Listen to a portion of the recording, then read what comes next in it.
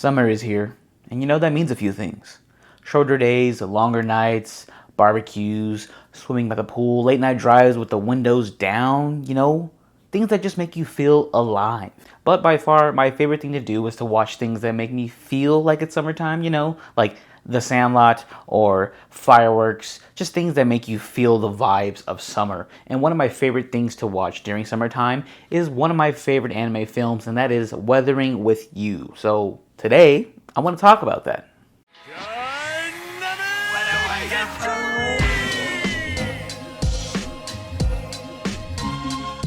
Dynamic entry, welcome back, guys. And I know what you might be thinking, hey, wait, didn't this movie come out years ago, 2019 to be exact? And yes, you're right, it did come out years ago, but I feel like there are still people who have not seen it yet. So I want to use this as my opportunity to put you on, so to speak. And I'm from Arizona, and during the summertime, we get a lot of monsoons. And whenever we have them, I just am reminded of this movie, and I've been thinking about it a lot lately, and I'm like, you know what? I want to talk about that because this is one of those films that feels better to watch during the summertime.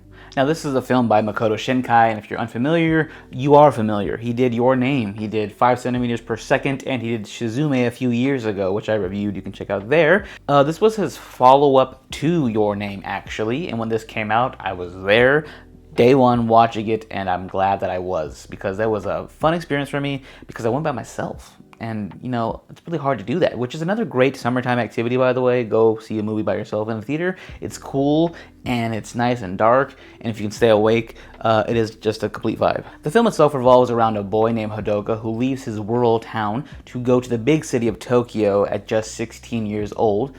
There he befriends a girl named Hina, who is an orphan and can also manipulate the weather. And if you've seen any of Shinkai's films, you know that he is just a sucker for telling a young romance story, and this is no different. And these two form a bond because they do kind of share a story in a way. Hina, we find out, is orphaned and taking care of her little brother, and Hadoka is a runaway for all intents and purposes at just the age of 16. That's crazy. That's like going to New York at 16 by yourself. I mean, Kevin McAllister did it in Home Alone, but he had help. Okay, Hadoka didn't have help. That is until he met Hina and the rest of the cast that we see throughout the film. And this Tokyo that we see through this movie is not a typical Tokyo. This is a Tokyo that has been hit with unprecedented rainstorms for months on end, seemingly no end to it, actually. It's just rain, rain, rain constantly. So this is where Hina's ability to control the weather brings a slight hope to the people of Tokyo, but also just mainly Hadoka, because hey, this girl, my sunshine girl, can possibly bring days of sunshine amongst all of this rain. And for me, growing up in Arizona, summer is our monsoon season, so I often associate any sort of rainstorm or like prolonged period of storms to summertime, which might be why I enjoy watching this during summer so much. But also, this is a coming-of-age story, which feels like it fits right in with its contemporaries, like The Goonies or Stranger Things, stuff like that, where you're going on an adventure, but you're also coming of age at the same time. And typically with summer vacation, there's just endless amounts of time, well, it seems like, to go on adventures like this, where you can just goof off, essentially, every day. And the older you get, the more monotonous your life might become. And we all crave an adventure from time to time, and this fills the void in which I crave that adventure, because they go on an adventure themselves. And again, being a child during summer vacation, it just felt like you had all this time to go on adventures, and you never knew what the next day was going to bring. And though the film has been out for years, I still don't want to spoil it, so I'm not going to give you guys the full twists and turns that happened during the movie. This is more so just a rundown of why this movie feels so special to me and why it's so special during this time of the year. And for some reason, I feel like this is Makoto Shinkai's most underrated film. I know Shizume came out a few years ago, and I've seen some buzz around it when it did come out. But for me, this one feels like the middle child between Your Name and Shizume, because when Your Name came out, that was a huge success. And then the follow-up, Weathering with You, people did like it, but it wasn't completely blew up like Your Name did. So that's also another reason why I feel like this film deserves some love. And just like with any other Shinkai film, you will be getting the highest quality of animation in this film. There's just so many beautiful, lush backdrops that capture the world of summer and rain and stormy weather that I've never really seen in films before. Sure, we have Ghibli, but that makes it feel, I don't know, more, it makes like a fairy tale for me. And this one feels more like real life, and that you should really just look around and appreciate things as they're happening. And that's what this film makes me feel like. Well, it's raining outside or it's storming. We do enjoy to sit out there and watch the rain sometimes, but I think essentially it has the same effect on me as a Ghibli film has, where it makes you want to truly appreciate nature as you're going through it, as opposed to just having it be something you see on your way to work or when you're just on your commute daily.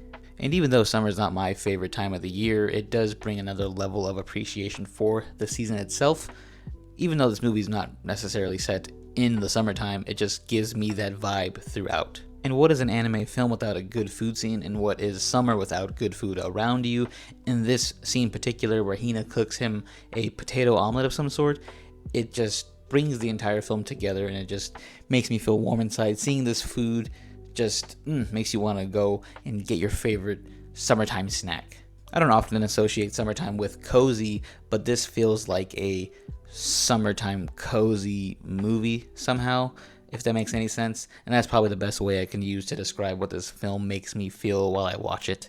And the message throughout, I think the most clear one is just like climate change, basically, because Tokyo having experienced all this rain is not good for it. And by the end of it, you see the effects in which all this rain can have on the city. But also beyond that, I feel like it is saying kind of, hey, don't grow up too fast, or don't want to grow up too fast, because there's still life to experience as you're growing up, and you should appreciate the things that are around you. Don't be in such a rush to just go to the next step in your life. Like, essentially, if you can just weather the storm that you're currently in, whatever point in life you're in, the sunshine at the end of it will be worth it. But I don't know, I just feel like this film doesn't get talked about enough amongst all the other great anime films, and even compared to just his own work, it doesn't get talked about enough. And I just felt like this was the perfect time to just kind of tell you guys about it, and to remind you guys, hey, this movie that came out a few years ago was really good, and you should go back and check it out. But yeah, what about you guys? What are some of your favorite films to watch during the summertime, or I guess any specific season of the year? Like, what feels elevated by the season, Let me know down below what some of your favorites are. I would love to watch them if I haven't, but also discuss them. And as always, you can go down below to subscribe. We appreciate that. But also you can follow us on all of our socials. They'll be down there as well. So thank you guys, as always, for watching. And until next time, go splash around in the rain.